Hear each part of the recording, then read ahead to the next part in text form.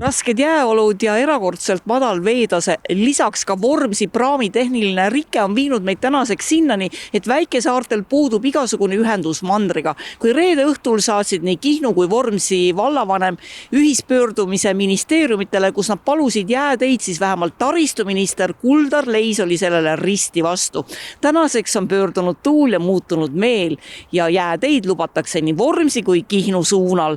Kuid esmalt vaatame sisse, milline see argielu hetkel siis Vormsi saarel on. Sõiduautodega või B-kategooria sõidukitega ja ka kergemate vahenditega üle jää ju saab.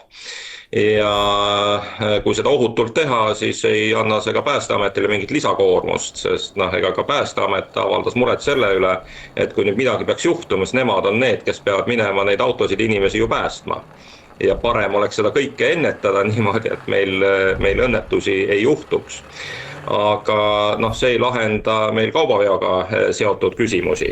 Täna hommikul kutsus vallavanemate ühispöördumise peale regionaal- ja põllumajandusminister kokku suurema koosoleku. Esindatud olid kohalikud omavalitsused ja ametkonnad, keda otseselt puudutab parvlaevaliikluse katkemine. Meid pani kõigepealt seda pöördumist saatma ikkagi taristuministri seisukohavõtud eelmine nädal läbi meedia, et olukorras, kus laevaühendus on katkenud, siis ja jäätee variant on olemas, et seda nagu kategooriliselt välistada, mis ilmselt on kõige lihtsam lahendus, et seda ühendust tagada, et see laualt kohe maha lükati, et see pani meid seda pöördumist tegema. Aga nüüd siin vahepeal on Vormsi laeval olnud pikaajaline rike, aga täna, kui me seda intervjuud siin päeval teeme, on see rike jätkuv.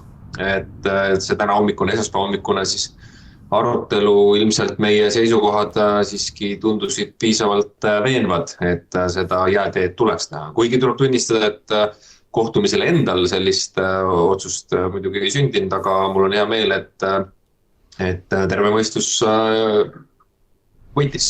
Hetkel vajavad väikesaared kombineeritud lahendusi, mis tähendab, et üksnes jäätee ei pruugi ka kõiki muresid lahendada, sest ta püüab Kihnu veeteed praamiühendust iga hinnaga käimas hoida.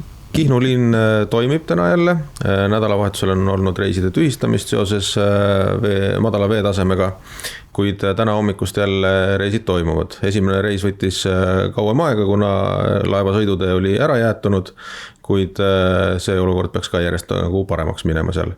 Mis puudutab Vormsi ühendust, siis reede õhtust saadik on laeval seal tehniline rike. Hetkel on diagnostikud laevas ja õige pea võiksime siis siin lõunapaiku saada infot, kuidas edasi ja kui palju võiks selle rikke kõrvaldamine aega võtta. Kui kohapeal on olukorra tõsidust ja riske hinnatud juba päevi, et mitte öelda nädalaid, siis riigi tasandil on alles nüüd jõutud arusaamisele, et väikesaartega ühendusi tuleb hoida ka keerulistes oludes. Vormsil on see äralõigatus kestnud juba mitu päeva ja see ei ole kindlasti väikesaarte jaoks eriti ei ole mugavusteenus, vaid see on elukriitiline, et nad saaks mandril tööle, saaks arsti juurde ja meie riigi kohustus on tagada seda, et need inimesed liikuda saaksid. Kuna praami tehnilise rikke tõttuga on vaja leida alternatiivseid lahendusi ja jäätee võimalus meil tegelikult on olemas. Täna on jääteede rajamise poolt ka reedel täielikult selle vastu olnud taristuminister Kuldar Leis. Elu lihtsalt mängis ministri nurka, kui Vormsi praam sõidukõlbmatuks muutus. Vormsi ühendus on katkenud, sest et praamil on tehniline rike, mida ei ole võimalik ette prognoosida. Siis on otsus see, et on mõistlik sinna rajada jäätee ja kui see vähegi on võimalik sinna rajada.